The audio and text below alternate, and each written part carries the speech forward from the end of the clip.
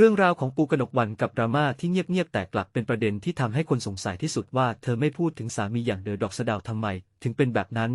มาดูกันว่าความจริงเบื้องหลังนี้เป็นอย่างไรและทำไมปูถึงเลือกจะเก็บตัวเหมือนเดิม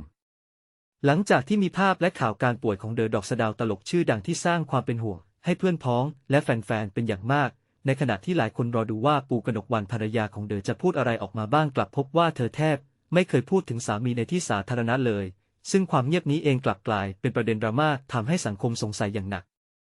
แต่สิ่งที่หลายคนไม่รู้คือปูได้โพสต์ข้อความซึ่งเปรียบชีวิตตนเองเหมือนมีหลุมหลบภัยไว้สำหรับพักใจเมื่อเจอเรื่องหนักใจเธอเล่าว่าในหลุมหลบภัยนั้นมีเทวดา4 องค์ยืนเคียงข้างช่วยหนุนหลังให้ไม่ล้มเหลวและใช้คำพูดเป็นอาวุธให้เธอเห็นคุณค่าในตัวเองนอกจากนี้ยังมีผ้าห่มลายหนูรักแม่มาคลุมปกป้องด้านหน้าเหมือนเป็นเกราะกำบังทางใจที่เธอพึ่งพาได้ปูเล่าถึงสถานการณ์ของสามีอย่างเปิดเผยว่าเดอะทุกโรคหลอดเลือดสมองตีบหรือ stroke เป็นครั้งแรกเมื่อวันที่ 23 มีนาคมต้องรักษาตัวนานถึงเดือนครึ่งกว่าจะกลับมาเดินและร้องเพลงได้ถึง 90% แต่แล้วโรคร้ายก็กลับมาอีกครั้งในรอบที่ 2ซึ่งอาการหนักกว่าเดิมและโจมตีหลายจุดต้องใช้เวลาฟื้นฟูร่างกายอีกนาน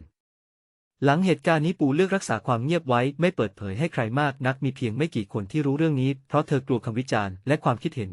ที่เป็นลบซึ่งอาจทำให้เธอรู้สึกบั่นทอนใจเมื่อแค่เพียงเธอโพสต์ว่าจะขายครีมอีกครั้งก็เกิดคำถามตามมาทันทีว่าทำไมไม่พูดถึงสามีของเธอบ้างคำถามซ้ำๆเช่นนี้ทำให้เธอรู้สึกเหมือนต้องกลับไปอยู่ในหลุมหลบภัยของตัวเองอีกครั้งเพื่อปกป้องใจเพื่อนในวงการและแฟนคลับต่างพากันส่งกำลังใจให้ปูเช่นชมพูฟรุตตี้ที่แสดงความคิดเห็นว่าพี่น้องเยอะเลยปูออกมาปรับทุกข์กันบ้างจ้าอย่างน้อยช่วยรับฟังช่วยคิดไปทีละหน่อยก็ยังอุ่นใจไม่เหงาพี่ภูพี่บุ๋มและพี่ๆอีกหลายคนยังรักกันเหมือนเดิมจ้าและปุ้ยพอูลจันทรศิริที่ส่งกำลังใจอย่างเต็มที่เช่นเดียวกัน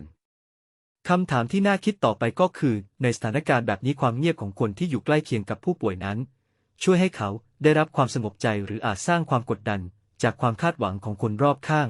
แล้วคุณคิดว่าเมื่อเจอสถานการณ์ลักษณะนี้เราควรเปิดใจและพูดถึงเรื่องสุขภาพลูกของเราหรือคนใกล้ชิดในที่สาธารณะไหมความคิดเห็นของคุณสำคัญอย่าลืมแชร์กันนะ